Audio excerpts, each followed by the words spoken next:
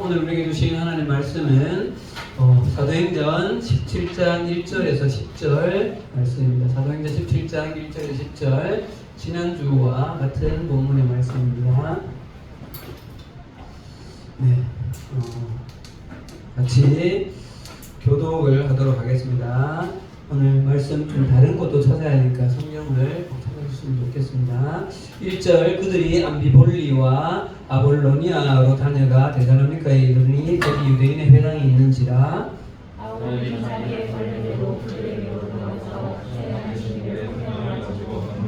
뜻을 풀어 그리스도가 해를 받고 죽은 자 가운데서 다시 살아나야 할 것을 증언하고 이르되 내가 너희에게 전하는 이 예수가 곧 그리스도라 하니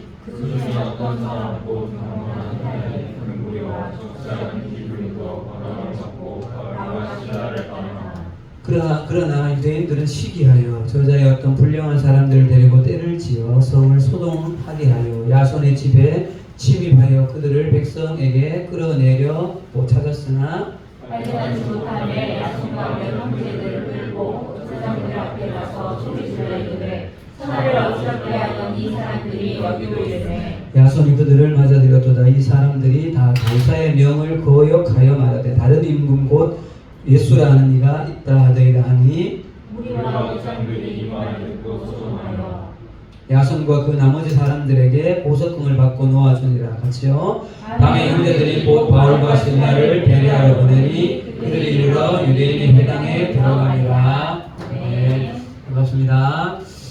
앞뒤 저를 인사 한번 합시다. 반갑습니다. 네, 잘 봤습니다. 네, 우리 용수 5개월 만에 반갑고 우리 사나 형제도 이번에 일단 이렇게 그래서 감사해요. 다리 좀 괜찮아요? 네. 좋습니다. 우리 가은이하고 언니도 너무 반가워요. 우리 그 방학이어서 또 이렇게 지체들이 좀 다른 곳에 가니까 또 채워지고 이렇게 해서 감사드리고 특히 오늘 저는 또 만화에서 우리 앞에서던 제자를 같이 이뤄드렸어요. 우리 여기 있는 친구가 잠깐 소개하세요. 소개하세요. 초등학교 때 이제 김상준 선생님 제자였던 이영광입니다. 필리핀에 만화에 있을 때 6학년 때 제자였어요. 그리고 지금은 장신대 기독교 교육과에 공부하고 있고. 태윤이 어서와. 못 온다 했었잖아. 마지막 주에 우연이 없어가지고. 아 진짜. 박수 한번 쳐야 되는데 이럴 때 바로 와야 되지. 왜요? 네. 벌써 오늘이 6월 마지막 주입니다. 그죠?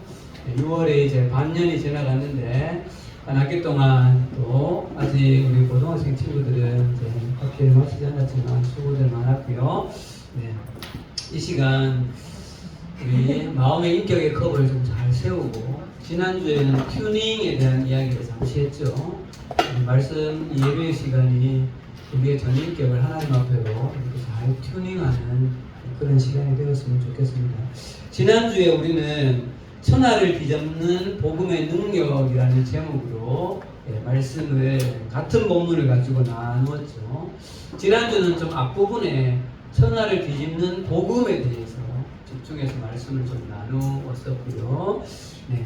오늘은 그 뒷부분에 복음의 능력에 좀 포커스를 맞추어서 말씀을 묵상을 하려고 합니다. 여러분 세상에 삶을 살아가다 보면 참 어려운 일들이 참 많습니다. 경제적인 어떤 돈을 경제적인 어려움도 있을 수 있고 사람들 사이 관계의 어려움도 있을 수 있고 우리 살아가는 삶 속에 여러 어려움들이 참 많죠. 근데 그 어려움을 이제 해결을 이제 해 나가는데 우리가 이런저런 어려움들이 참 많지만 그 중에서도 가장 어려운 일 중에 한 가지를 꼽으라고 한다면 사람을 바꾸는 일이 아닐까 이런 생각이 듭니다. 사람을 바꾸는 일. 특별히 어느 정도 좀 이렇게 성장을 한 사람들, 이제 성인이 되어지고 나이가 조금 이제 되면 될수록 그 사람들이 인생을 쭉 살아오면서 뭐 소위 그냥 우리가 보통 이런 표현을 하죠. 자기만의 개통 철학이 있는 거예요. 자기만의 삶의 세계관이 있고 그게 뭐 가족의 어떤 가풍이든 또 어떤 문화적인 것이든 자기만의 나름의 어떤 신념의 체계가 있기 때문에 그 사람의 그 어떤 인생 전체가 담보되어 있는 그것들을 바꾸어내서 이 사람을 바꾼다는 것은 사실 거의 불가능하게 가까운 일이죠. 만약에 여기 지금 이제 자녀를 양육하신 세 분의 우리 아줌마 선생님들이 계신데 만약에 부모님들에게 내 자녀를 바꿀 수 있는 능력을 돈 주고 살 수 있다고 하면 우리 서준영 팀장님 얼마 주고 살래요? 바꿀 수 있죠. 네. 내 마음대로 바꿀 수 있다고. 전 재산을. 진짜 그럴 것 같아요. 진짜 그거를 돈으로 내가 사서 내 아들을, 내 자식을 바꿀 수 있다면 진짜 재산을 다 걸었을 살 것 같아요. 왜냐하면 그 정도로 그 말은 반대로 말하면 여러분 돈이 아무리 많다고 해서도 그 돈이 사람을 바꿉니까? 아니요. 그리고 권력이 아무리 높고 권세가 있고 배운 지식이 아무리 많아도 그것이 자기 자식을 바꾸어낼 수 있느냐? No. 만약에 그렇다면 이런 말이 없죠. 자식 농사 마음대로 안 된다는 말이 있을 수 없는 거죠. 여러분 잘 이해가 안 되면 여러분하고 똑같은 자식을 낳아서 키워보면 압니다. 알았죠? 그게 잘 마음대로 안 된다는 거예요. 그런데 여러분 오늘 우리가 이 데살로니가에서 일어나고 있는 이 일들뿐만 아니라 사도 바울이 전도 여행을 통하여서 다니는 곳곳에서 일어나는 이 일들을 이렇게 보면 그 일들이 그 사람들이 지금까지 가지고 있었던 그 모든 것을 손들이째 바꾸는 이런 일들이 일어나고 있다는 사실. 네. 그야말로 이것이 오늘 말씀의 제목처럼 같이 읽읍시다. 시작. 천하를 뒤집는 복음의 능력. 그것이 바로 복음의 능력인 것이죠. 오늘은 이 뒷부분에 그 복음의 능력에 대해서 포커스를 조금 맞춰서 말씀을 묵상해 봅시다. 여러분 데살로니가에 이른 이 바울 일행은 어느 때처럼 회당에 들어가서 복음을 전합니다. 3절입니다. 뜻을 풀어 그리스도가 해를 받고 죽은 자 가운데서 다시 살아나야 할 것을 증언하고 이르되 내가 너희에게 전하는 이 예수가 곧 누구다? 그리스도라고 복음을 전합니다. 여러분 바울 일행이 복음을 전하였던 그 핵심은 명확합니다. 예수 그리스도께서 십자가에 죽으셨고 부활하셨다. 부활의 증인이었습니다. 두 번째는요. 그 예수가 하나님의 아들이요 그 예수가 구원의 주이며 그 예수가 주 퀴리오스다. 이것을 명확하게 선포했던 것이죠. 복음의 핵심은 그 내용이었던 거예요. 조금 더 들어가면 그 예수가 전한 복음이 하나님의 나라의 복음이었다는 이것들로 이제 들어갈 수 있겠죠. 자, 그런데 감사하게도 이 데살로니가에 많은 헬라인들과 여러 귀부인들이 복음을 받는 역사가 일어나죠. 4절입니다. 읽읍시다. 시작. 그 중에 어떤 사람 곧 경건한 헬라인의 큰 무리와 적지 않은 귀부인도 고난을 받고 바울과 실라를 따르나. 그리고 뒤에 보면 야손이라는 사람의 집에서 사람들이 모여들고 거기서 바로 교회가 시작되어지는 것이죠.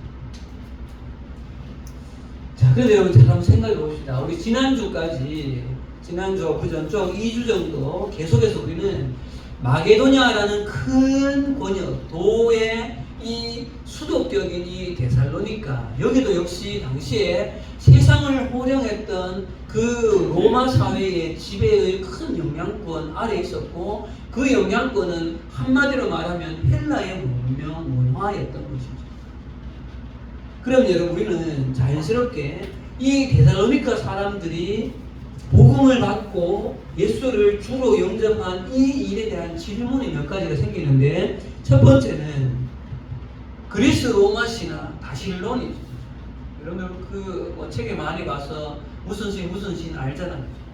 그 수많은 다실론이 지배했던 그 시대에 이 사도 바울이 전하는 복음은 무슨 복음이에요? 하나님은 유일한 주시다.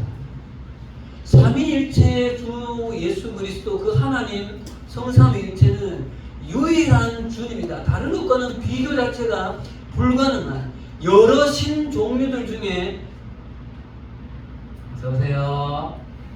네. 앞에 오세요. 앞으로 이렇게. 아주미가 늦게 오면 불안에 늘 있어야 돼. 네가 없습니다. 앉아있어요. 시험 못 받아봤죠? 하고 왔어요. 알았어요. 여기 계세요. 뭐였죠? 질문. 질문. 그 당시에 다실론이 지배했던 그 사회에서 유일신을 설명해내고 유일신 하나님을 전해야 되는 상황입니다. 이때 다른 신은 다 우상이고 여호와 하나님만 유일한 신이다라는 것을 받아들이기가 쉬웠을까? 그 다음요, 지난주까지 계속해서 보았던 것처럼 정치적으로는 지금 로마의 황제가 주가 원어로 뭐죠? 퀴리오스, 그죠? 기억하세요. 왕이 뭐죠? 바실리우스. 그죠? 그리고 이 로마의 황제가 신이었죠. 데우스라고 생각되어졌던 그 정치의 영향 아래에 있었는데, 그것이 아니다. 예수 그리스도가 주 퀴리오스다라고 복음을 받아들인다는 것은 어쩌면 그들의 생명과도 직결되는 이야기입니다. 왜요? 이것 때문에 지금 빌립보에서는 감옥에 들어갔다 왔잖아요. 매 맞았잖아요. 지금 이것 때문에 데살로니가에도 지난주 봤던 것처럼 고소를 당하고 유대인들이 막 난리를 치잖아요.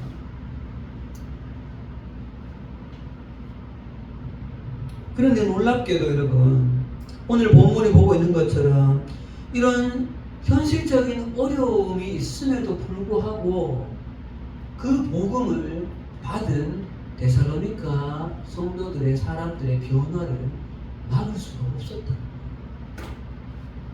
막을 수가 없다.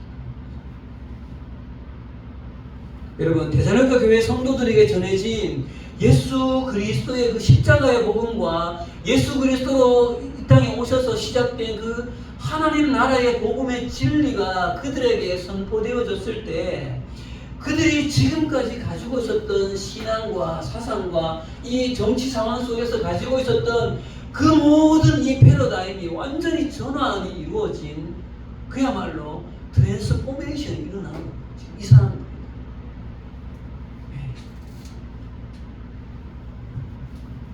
여러분, 이것이 복음의 능력인 것입니다.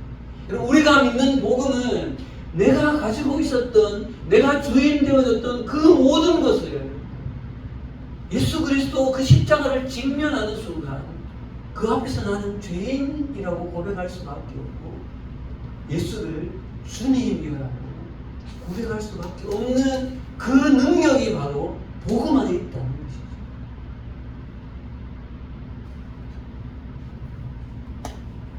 여러분, 그런데 조금 더 구체적으로요, 어떻게 이 일이 가능하냐는 거예요. 어떻게 이 일이 가능하냐는 것이죠. 여러분, 근데 우리가 여기서 한 가지 주목해 봐야 될 것은, 여러분,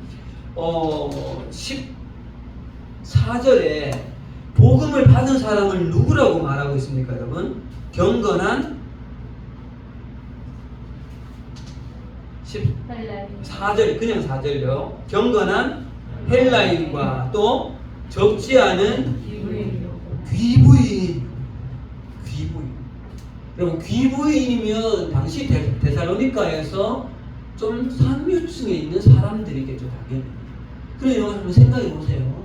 예수님의 복음이 전하여질 때 상식적으로 한번 생각을 해보면 복음을 쉽게 받아들일 수 있는 그 당시에 사회적인 이 부류의 사람들 중에 주로 어느 층의 사람들이 복음을 잘 받아들일까요? 상류층일까요? 하류층 사람들일까요? 주로 하류층. 우리나라에도 당시에 복음이 들어왔을 때 교회의 3분의 2 이상은 남자였어요, 여자였어요? 여자들이었어요. 그리고 천민들이 더 많았다. 우리나라 기독교 역사의 기록에 보면 천민과 그 자기 집 주인이 한 예배당에서 예배를 드린 기록들이 있단 말이에요. 근데 절대적으로 다수는 천민들. 왜? 변화를 꿈꾸거든요. 상류층은 여러분 지금 그들이 가지고 있는 이 시스템, 사회적인 환경에 변화를 원하지 않아요. 왜? 지금이 좋거든요. 그런데 지금 이들은 귀족 여인들이에요. 그런데 지금 이것들을 개혁하는 이 복음이 들어오는 것이 쉽지가 않을 수 있다는 거죠. 자, 이 부분에 대해서 어떻게 이들이 복음을 이렇게 받아들여서 자신의 삶에 이런 개혁들이 일어났는가를 지금부터 조금만 더 구체적으로 보겠습니다. 이 내용은 사도행전에 없어요. 어디 있을까요? 어느 성경? 우리가 전에 봤던 데살로니가 전서에 가요. 자, 지금부터 데살로니가 전서로 가겠습니다. 데살로니가 전서 1장 2절입니다, 여러분. 예전에 우리 1년간 데살로니가 전서 말씀 묵상했던 거 기억나시죠? 데살로니가 전서 1장 2절에서 5절까지 한번 일단 읽도록 하겠습니다. 2절에서 5절까지요. 데살로니가 전서 1장 2절에서 5절입니다.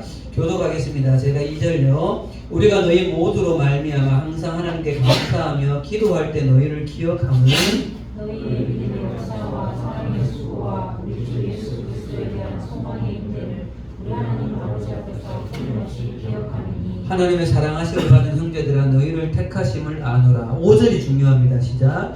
이는 복음이 너희에게 말로만 이룬 것이 아니라 또한 능력과 성령과 큰 확신으로 된 것이니라.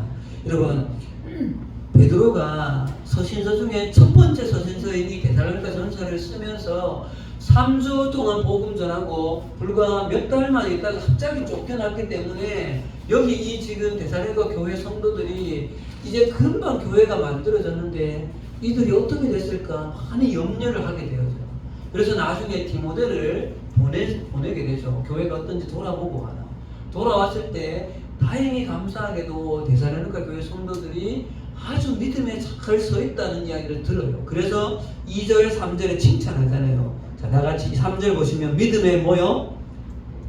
믿음의 역사, 사랑의 수고, 소망의 인내가 너희들한테 열매 맺고 있다라고 칭찬을 해요. 그리고 나서 4절에 하나님의 사랑이 너희 형제, 사랑하시러 받은 형제들아 너희는 하나님께서 택함 받은 사람들인데 5절에 이는 우리 복음이 너희에게 뭐로만 말로만 이룬 것이 아니라 능력과 성령과 큰 확신으로 된 것이라. 여러분, 사도 바울이 데살로니가 교회 성도들에게 복음이 전해진 이 과정을 설명하고 있는데 첫 번째로 복음이 말로 그들에게 이르렀다는 거예요. 여러분, 여기서 이 표현에서 우리가 이 뉘앙스가 살짝 오해하기 쉬워요. 여러분. 복음이 말로 전해진 것이 중요하지 않다는 표현이 아니라는 사실을 기억해야 해요. 사랑하는 여러분, 복음은 그 나라 사람들이 알 수 있는 언어와 알 수 있는 글로 복음은 전해져야 합니다. 예. 사형리를 통하든 무엇을 통하든 복음은 전해져야 하는 것입니다. 그래서 중요한 것은 복음이 그렇게 전하여질 때 그 다음 플러스 알파 그 뒷부분에 포커스가 맞춰져 있음을 보게 되어지는데요. 그 뒷부분에 복음이 전하여질 때 말로 전하여지는 때에 성령의 강력한 역사와 함께 복음이 전하여진다는 이야기를 하고 있는 거죠. 그래서 뒷부분에 뭐라고 표현합니까? 능력과 성령과 큰 확신 가운데 복음이 너희들에게 전해졌다라고 말하고 있는 거죠. 자, 조금만 봅시다, 여러분. 여기서 말하는 능력이라고 하는 것은요, 거기에 기록할 수 있는데 기록하십시오. 주보에. 능력은 뭔가 하면 영혼에게 복음이 전하여질 때 그 영혼 전인격을 변화시켜내는 성령님의 힘, 성령님의 파워를 능력이라고 표현하고 있어요. 여러분, 이 능력의 원어가 뭔가 하면요, 두나미스예요. 두나미스 하면 보통 성령과 연관이 있는데, 이 두나미스를 영어로 지금 번역되어서 영어로 되어지면 이게 뭔가 하면요, 다이나마이트예요. 다이나마이트 어원이 이 두나미스에서 왔다는 거예요. 여러분, 다이나마이트 하면 뭐가 떠올라요? BTS 떠올라요? 그럼 안 되지. BTS가 지금 떠올라서 안 되지. 그래, 뭔가 이 파괴적인 능력의 무기인 거잖아요. 그런 능력이 성령께서 한 인격체 가운데 일으키신다는 거죠. 자, 두 번째 가겠습니다. 확신이라는 말이 나와요. 확신. 여러분, 이 능력과 확신이라는 말은 한 인격체가 복음을 받아들일 때 일어나는 가장 명확한 표현이에요. 확신은 뭔가 하면요, 그렇게 복음이 전해진 결과로 한 영혼의 내면에 일어나는 충만한 그 마음에 뭐랄까요, 의심할 수 없는 그 신뢰감을 확신이라고 하는 거예요. 그런데 이 능력과 확신을 누가 행하시느냐? 근원적인 힘이 무엇이냐? 누구예요, 여러분? 성령님이라는 거예요. 성령님이라는 거예요. 여러분, 준비된 한 영혼의 한 인격에게 예수가 그리스도다, 그분이 하나님의 아들이며 당신의 죄를 위하여 십자가에 죽으셨다가 3일 만에 부활하신 그 예수가 하나님의 아들이며 우리의 구원의 주님이시다라는 그 예수 그리스도의 복음이 한 인격체에게 전하여질 때, 그 인격체가 하나님의 택함 받은 영혼이라면 예수 그리스도의 그 복음과 함께 성령께서 그 전인격을 변화시킵니다.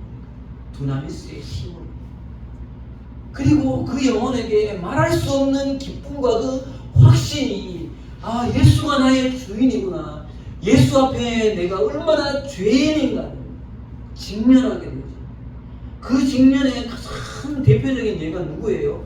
베드로인 거죠. 베드로가 왜 물고기를 가서 그물 오른쪽으로 던져라, 깊은 거 던졌을 때 돌아오는 물고기 잘 잡아서 감사합니다 인사하면 되는데, 왜 거기에 무릎을 꿇고 주님, 제가 죄인입니다, 나를 떠나소서라고 왜 그렇게 자기 고백을 하는 거예요? 예수라는 복음을 직면했기 때문에 하는 거예요. 여러분, 복음을 직면하면, 진리 대신 예수님을 복음을 직면하면 인격이 변하는 거예요. 그 변화를 누가 가져와요? 성령께서 하시는 거죠. 이것을 신학적으로는 성령 세례라고 부릅니다. 그리고 그 성령님은 그 순간에 그 한 인격체에 들어가서 성령님은 그 한 인격체와 함께 거하시는 거죠. 이것을 우리는 성령의 내주하심이라고 합니다.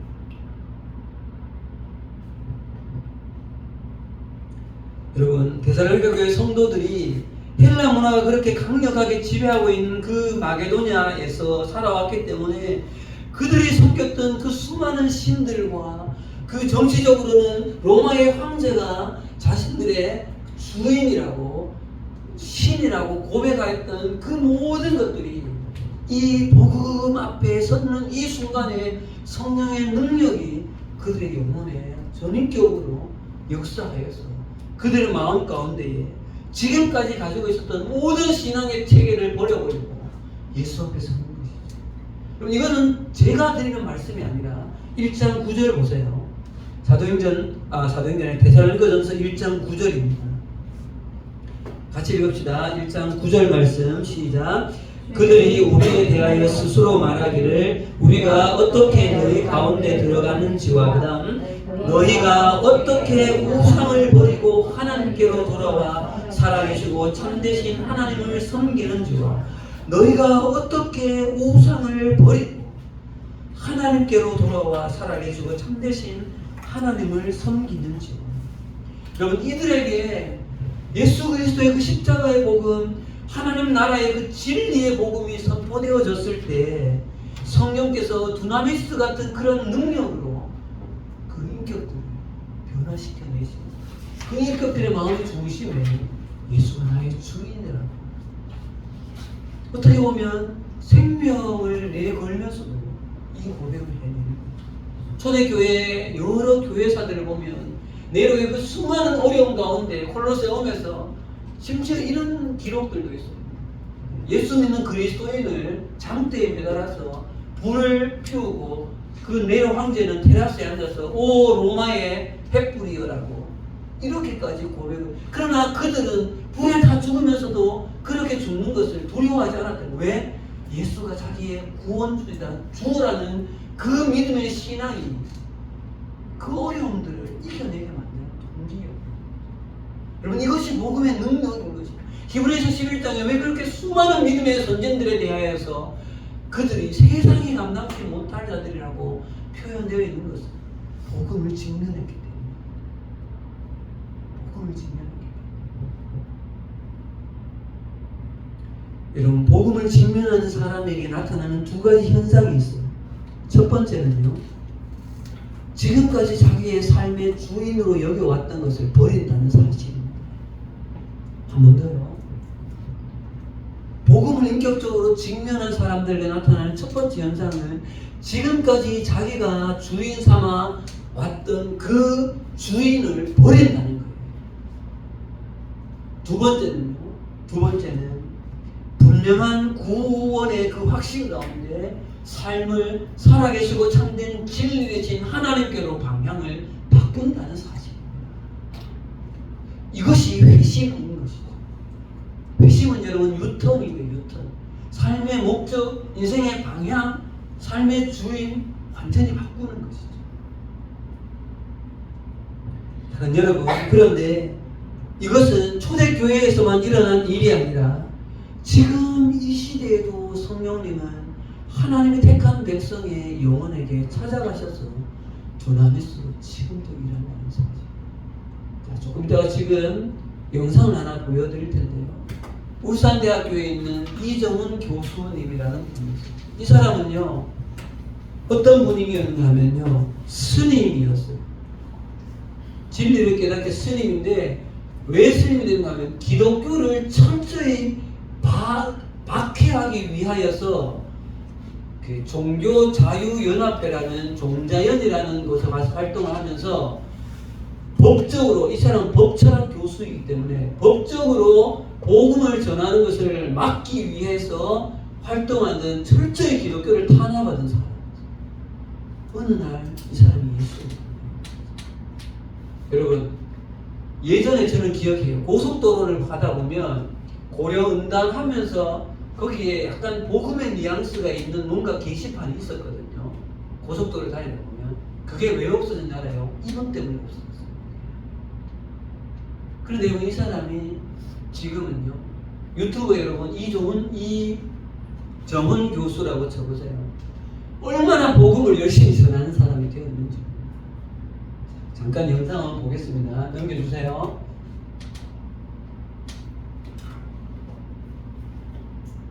그냥 엔터 넘겨보세요.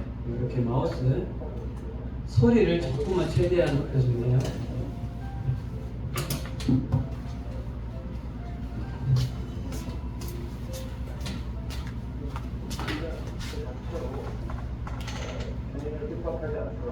나라는 문제 자체가 전적으로 부패한 죄인이라는 게 그냥 알게 되니까 견딜 수가 없어요.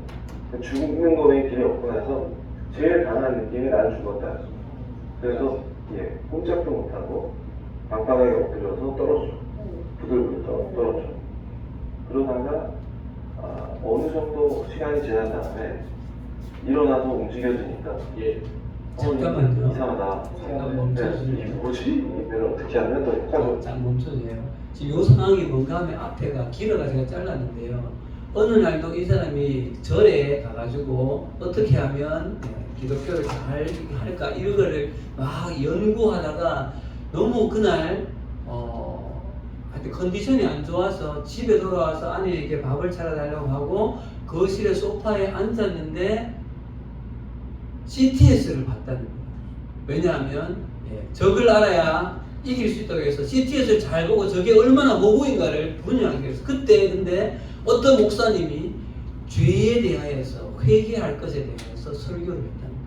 그 설교를 계속 듣고 있다가 일어나는 자기의 현상에 대해서 지금까지 이제 얘기를 하는 거예요.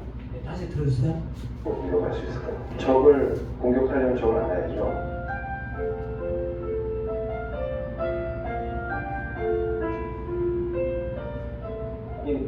그냥 그 자체로 주님을 핍박하지 않더라도 나라는 존재 자체가 뭐 전적으로 부패한 죄인이라 그게 그냥 알게 되니까 견딜 수가 없어요.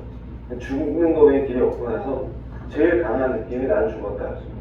그래서 꼼짝도 못하고 방바닥에 엎드려서 떨어져. 부들부들 떨어져. 그러다가 어느 정도 시간이 지난 다음에 일어나서 움직여지니까 이상하다. 살았네. 이게 뭐지? 이게 황당한 거죠. 제 입장에서는. 몸에 변화가 있어요. 그러니까 합니다. 근데 말을 못 하겠어요. 그래서 뭘 해야 될지 모르겠으니까 밖을 나가봤어요. 그때 이제 서울의 명륜동이라는 데 살고 있었는데 늘 다니던 골목길로 딱 나오는 거죠. 근데 완전히 세상이 바뀌어 있는 거예요. 그때 너무나 놀랐어요. 그러니까 제가 굉장히 좀 불평불만이 많은 친구여가지고 그 골목을 거지 같은 길이라고 했는데 아니 이게 거지 같은 길이 아니에요. 햇살이 너무 아름답고 나뭇잎이 반짝거리고 너무 아름답고 심지어는 바닥에 아스팔트가 깨져가지고 그 틈에서 올라온 잡초가 그렇게 아름다워. 그가 누구신지를 물었어야 돼요. 예수가 누군지 알면 그 모든 의문이 의미가 없는 겁니다. 그러면서 내가 왜 안 죽었는지가 떠오르는데 주님이 고난 받으시게 그렇게 다가와요. 그래서 지금도 얘기하려고 목이 메가지고 십자가가 뭔지 알겠고 그러면서 그 거룩하신 창조주가 누가 죽으신 거냐 이거를 느낄 때 감당할 수 없는 거죠. 그래서 누가 죽으신 거냐 이분이 누구시냐 그러니까 완전하시고 거룩하신 창조주신데 이분이 어떻게 나같이 더러운 자를 위해서 그 고난을 다 겪으시고 십자가에서 죽으시냐 그러니까 그 사랑이 감당할 수가 없는 거예요. 그러니까 주님 어떻게 저처럼 더러운 죄에 대해서 그 거룩하신 창조주가 죽으실 수가 있습니까? 당신은 누구십니까? 왜 저를 사랑하십니까? 이게 너무 똑같이 그래서 이제 다시 말할 수 있게 되니까 나의 주 나의 하나님 이제 그게 생각나요. 못 자는 저를 같이 맞춰주시고 그래서 당신 사랑합니다. 제가 지금부터 영원까지 당신 따르고 싶습니다. 당신은 저의 주님이십니다. 이게 고백하게 돼요. 이렇게 해주세요. 이분이 철저히 그렇게 기독교를 박해하려고 했던 사람은 어떻게 이렇게 당신은 나의 주님이십니다. 지금은 이렇게 복음을 앞서서 전하는 자로 이 변화가 어떻게 일어납니까? 복음에 직면하면 정말 예수 그리스도의 십자가에 복음을 직면하면 이런 변화들이 이 사람이 지금 이 사람을 원래 알았던 분은 이 사람의 변화를 보면 이해가 안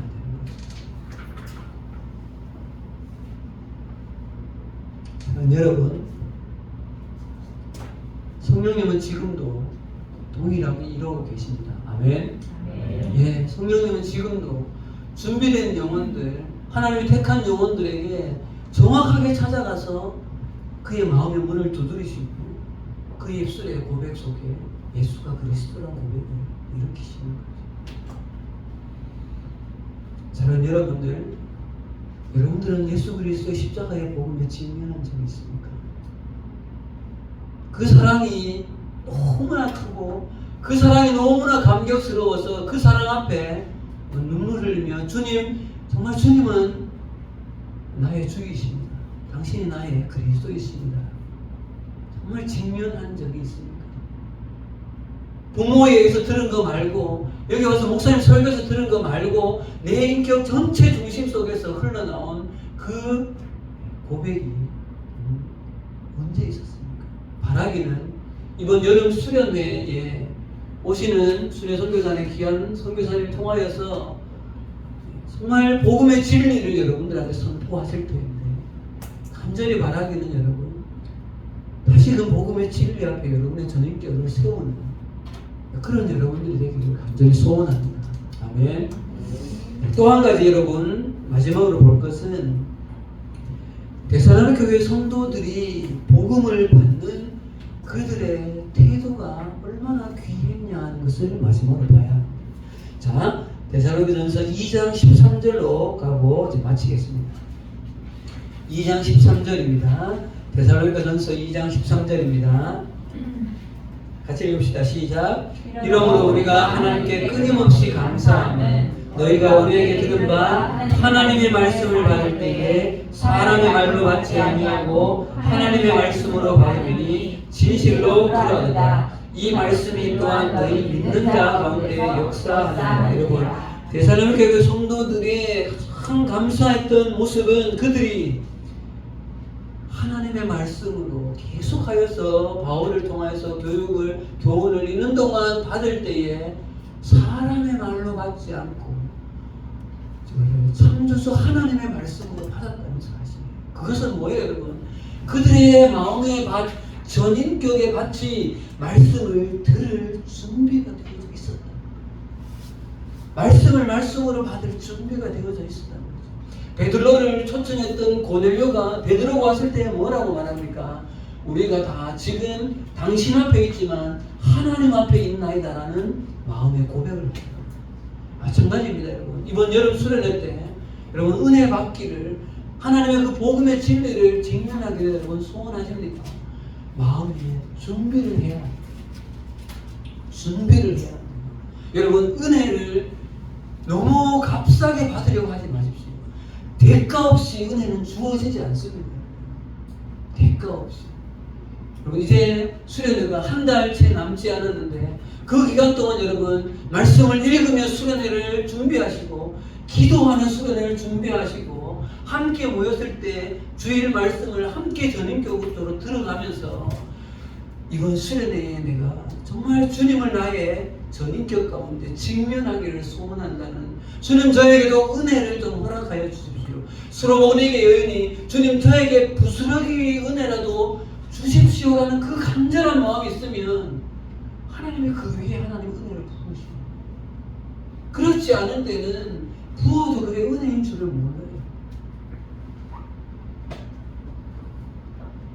간절히 말하는 것은 여러분 마음을 잘 준비하십시오. 여러분 마음들이 전인격으로 잘 준비되어졌을 때 작은 한마디에 그 복음의 진리가 떨어지면 그것이 레마의 말씀으로 나에게 떨어져서 내 삶의 변화들이 거기서 시작되지. 이런 은혜가 있기를 간절히 소원합니다. 아멘. 같이 기도하겠습니다. 하나님 은혜를 감사합니다. 오늘 데살로니가 교회 성도들이 정말 복음을 어떻게 받았는지를 잠시 보며 이 시대에도 성령님은 동일하게 역사하시는데 우리의 마음의 중심 속에 하나님 이번 수련회와 일상의 개인의 삶 속에서 정말 주님 은혜를 받기를 주님을 직면하기를 정말 소원하는 마음으로 마음의 그릇을 잘 준비하는 우리들이 될 수 있도록 인도하여 주시옵소서. 예수님 이름으로 기도합니다. 아멘.